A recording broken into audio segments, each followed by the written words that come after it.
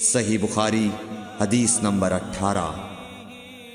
رسول اللہ صلی اللہ علیہ وسلم نے اس وقت جب آپ کے گرد صحابہ کی ایک جماعت بیٹھی ہوئی تھی فرمایا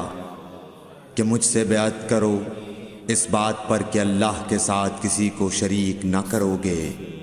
چوری نہ کرو گے، زنا نہ کرو گے، اپنی اولاد کو قتل نہ کرو گے، اور ناعمدن کسی پر کوئی ناحق بہتان باندھو گے، اور کسی بھی اچھی بات میں اللہ کی نافرمانی نہ کرو گے۔ جو کوئی تم میں اس عہد کو پورا کرے گا تو اس کا ثواب اللہ کے ذمے ہے، اور جو کوئی ان بری باتوں میں سے کسی کا ارتکاب کرے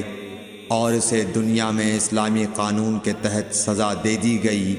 تو یہ سزا اس کے گناہوں کے لیے بدلہ ہو جائے گی،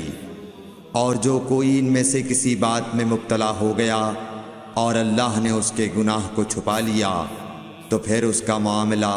اللہ کے حوالے ہے، اگر چاہے معاف کرے اور اگر چاہے سزا دے دے۔ عبادہ کہتے ہیں کہ پھر ہم سب نے ان سب باتوں پر